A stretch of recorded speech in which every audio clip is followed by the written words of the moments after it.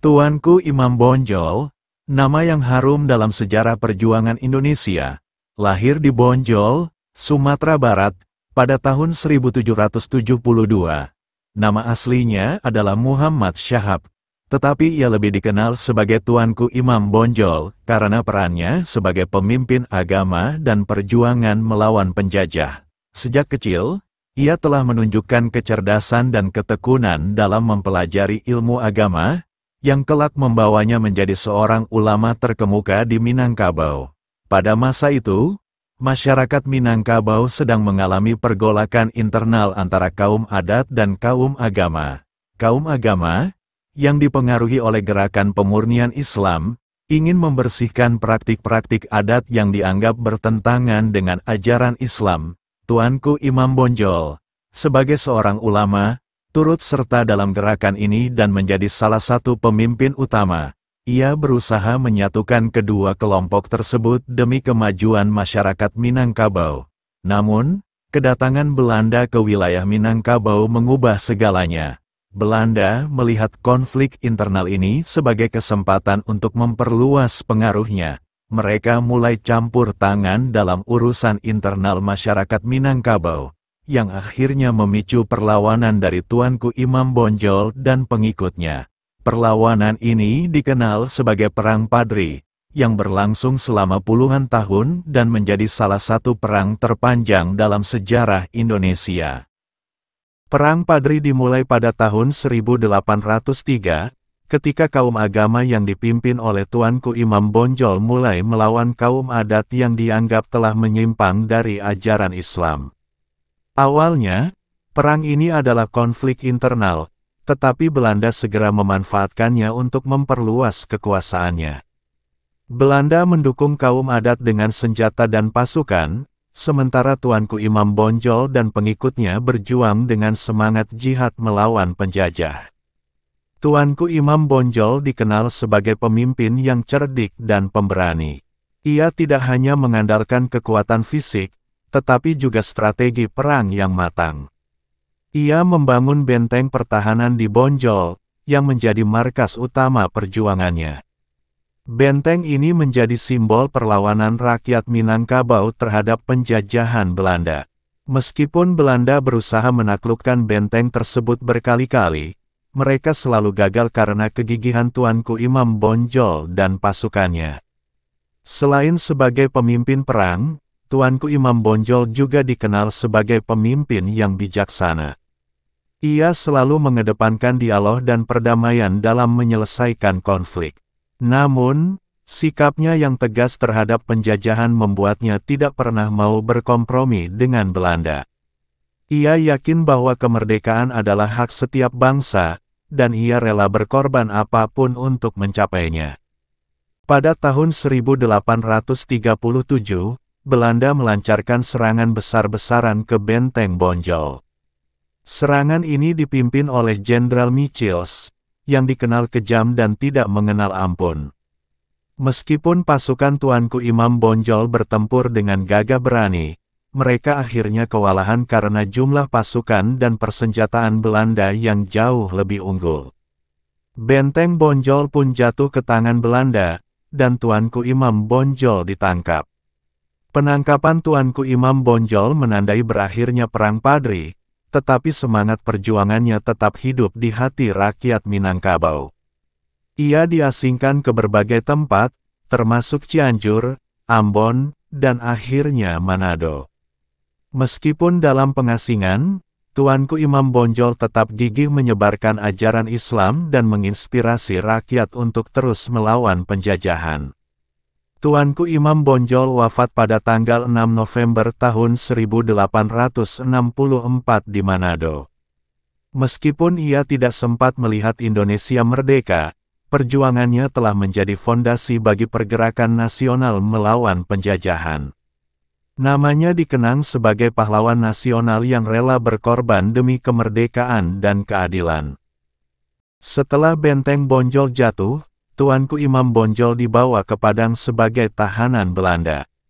Di sana, ia tetap teguh memegang prinsip-prinsipnya dan menolak tawaran Belanda untuk bekerja sama.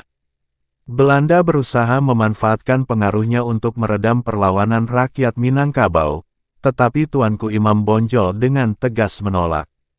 Ia lebih memilih menderita dalam pengasingan daripada mengkhianati perjuangan rakyatnya. Pengasingan Tuanku Imam Bonjol dimulai di Cianjur, Jawa Barat.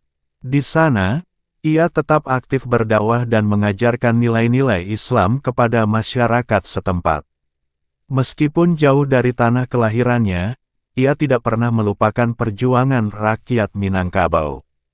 Ia sering berkisah tentang perlawanan terhadap penjajahan dan menginspirasi banyak orang untuk tetap berjuang demi kemerdekaan. Setelah beberapa tahun di Cianjur, Tuanku Imam Bonjol dipindahkan ke Ambon. Di pulau ini, ia menghadapi tantangan baru, termasuk perbedaan budaya dan bahasa. Namun, ia berhasil beradaptasi dan terus menyebarkan ajaran Islam. Kehadirannya di Ambon meninggalkan jejak yang mendalam, dan banyak masyarakat setempat yang menganggapnya sebagai sosok yang mulia dan bijaksana. Pada tahun 1841, Tuanku Imam Bonjol dipindahkan lagi ke Manado, Sulawesi Utara.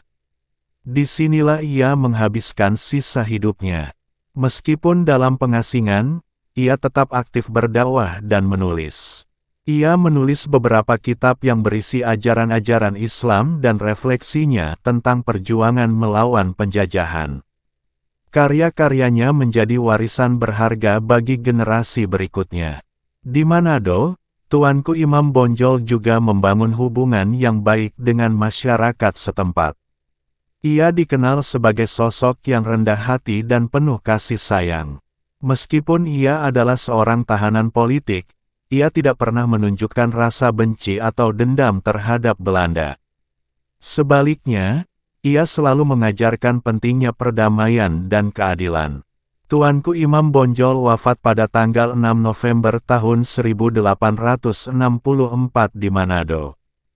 Jenazahnya dimakamkan di sana, dan makamnya menjadi tempat ziarah bagi banyak orang. Meskipun ia tidak sempat melihat Indonesia merdeka, perjuangannya telah menginspirasi banyak pejuang kemerdekaan, termasuk para pemimpin pergerakan nasional di awal abad ke-20. Perjuangan Tuanku Imam Bonjol tidak hanya diingat sebagai perlawanan fisik terhadap penjajahan, tetapi juga sebagai perjuangan untuk mempertahankan nilai-nilai agama dan budaya. Ia adalah sosok yang berhasil menggabungkan kecerdasan strategis dengan integritas moral. Kepemimpinannya menjadi contoh bagi banyak pemimpin di Indonesia, baik pada masa perjuangan kemerdekaan maupun setelahnya. Salah satu warisan terbesar Tuanku Imam Bonjol adalah semangat persatuan. Ia berusaha menyatukan kaum adat dan kaum agama dalam menghadapi musuh bersama, yaitu penjajahan Belanda. Meskipun upaya ini tidak selalu berhasil, ia telah menunjukkan bahwa persatuan adalah kunci untuk mencapai kemerdekaan. Nilai ini tetap relevan hingga saat ini, terutama dalam menghadapi tantangan bangsa yang semakin kompleks. Tuanku Imam Bonjol juga mengajarkan pentingnya pendidikan dan pengetahuan. Ia percaya bahwa hanya dengan ilmu, seseorang dapat membebaskan diri dari kebodohan dan penindasan. Oleh karena itu, ia selalu mendorong pengikutnya untuk menuntut ilmu, baik ilmu agama maupun ilmu duniawi. Ajaran ini menjadi fondasi bagi perkembangan pendidikan di Minangkabau dan wilayah lainnya di Indonesia. Selama hidupnya, Tuanku Imam Bonjol menghadapi banyak cobaan dan penderitaan. Namun, ia tidak pernah menyerah atau putus asa. Ia selalu yakin bahwa perjuangannya adalah perjuangan yang benar, dan bahwa Allah akan memberikan kemenangan kepada orang-orang yang berjuang di jalannya. Keyakinan ini memberinya kekuatan untuk terus bertahan, meskipun dalam kondisi yang sangat sulit. Salah satu momen paling heroik dalam hidup Tuanku Imam Bonjol adalah ketika ia memimpin pertahanan Benteng Bonjol. Meskipun pasukannya kalah jumlah dan persenjataan, ia berhasil mempertahankan benteng tersebut selama bertahun-tahun. Kepemimpinannya dalam pertempuran ini menjadi bukti nyata dari keberanian dan kecerdikannya. Namun, Tuanku Imam Bonjol juga menyadari bahwa perang bukanlah satu-satunya cara untuk mencapai tujuan. Ia selalu berusaha mencari jalan damai dan menghindari pertumpahan darah yang tidak perlu. Sikap ini menunjukkan bahwa ia adalah seorang pemimpin yang bijaksana dan penuh kasih sayang terhadap rakyatnya. Setelah wafat, nama Tuanku Imam Bonjol terus dikenang sebagai simbol perlawanan terhadap penjajahan.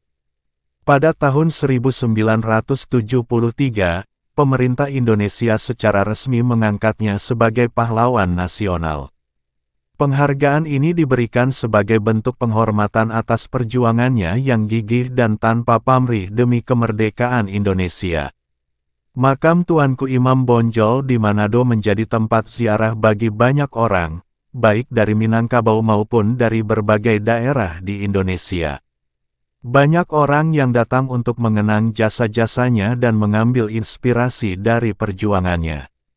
Makam ini juga menjadi simbol persatuan bangsa, karena Tuanku Imam Bonjol dihormati oleh berbagai suku dan agama di Indonesia. Selain itu, nama Tuanku Imam Bonjol diabadikan dalam berbagai bentuk, termasuk nama jalan, sekolah, dan institusi lainnya. Hal ini menunjukkan bahwa perjuangannya tidak hanya diingat sebagai bagian dari sejarah, tetapi juga sebagai sumber inspirasi bagi generasi muda untuk terus berjuang demi kemajuan bangsa.